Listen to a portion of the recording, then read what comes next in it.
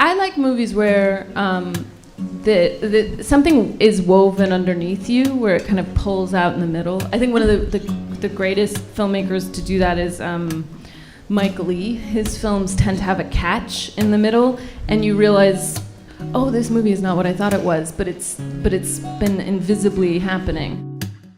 Lady Bird is different from a lot of other movies from its kind simply by twisting expectations. It's not like it has these huge Shyamalan twists, but instead kind of hits you with an emotional punch, and where you realize that while the movie is titled Lady Bird, it follows Lady Bird, right at the end of it, you realize it's a huge love letter to moms. You follow this family and this world and this people, and in a way it's secretly the mother's movie.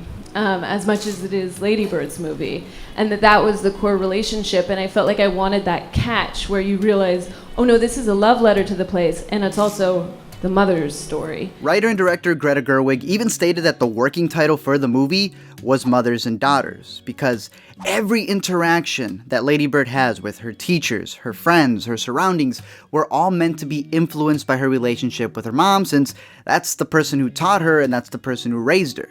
It kind of reminds me a lot of the movie Place Beyond the Pines, which I love, and in that movie you follow the cycle of fathers and where their actions, whether they're good or bad, kind of end up affecting their kids when they start to go through their coming-of-age stories. When I was actually looking back at what is boyhood but for a girl, or what is 400 blows but for a girl, what are these stories, and not does she date the guy, what is personhood? I feel like many times in these stories, besides not covering every perspective, is that they always make the parents out to be the ones that are hindering the kids, like they're just another obstacle that they have to overcome, when in reality parents are a part of this journey.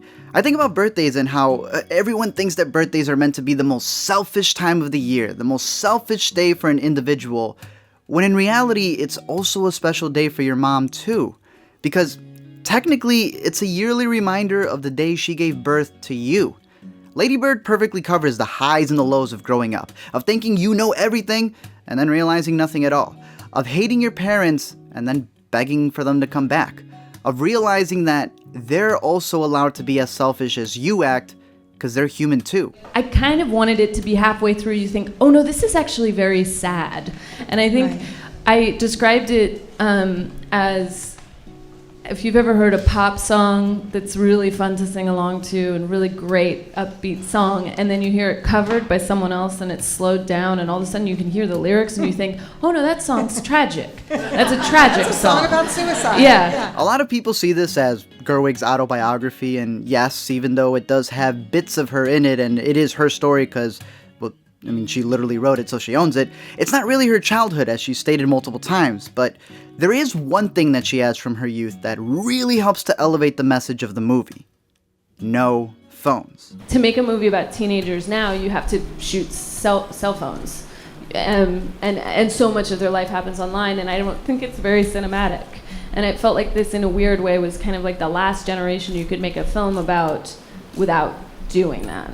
It heightens the idea of separation, of truly letting go, because nowadays it's easier to contact or follow each other, and of course because of that we use it as an excuse of saying that we're keeping in touch even though we're really not. And by setting the story at a time before the rise of cell phones and social media, that third act where she's away hits so much harder. To me, the biggest impact I got from the movie is that growing up isn't always about getting away from our parents, but learning to understand them. Of not being so self-absorbed when they're the ones who dedicated a chunk of their lives to raise us at least the best that they can. And I'll be honest, I went into Lady Bird not expecting a lot out of it, just another tale of an ungrateful creative who just wants to make it in New York, and I ended up loving the movie and wanting to apologize to my mom for things I haven't even done yet. So not only is it one of my favorite movies of the year that I highly recommend to watch, especially while it's in theaters, but it's a reminder on how you don't truly appreciate home and who you have until you leave it. People have described it in some ways as a coming-of-age story, but to me, one person's coming of age is another person's letting go, and I'm just as interested in the part that's the letting go as the growing up.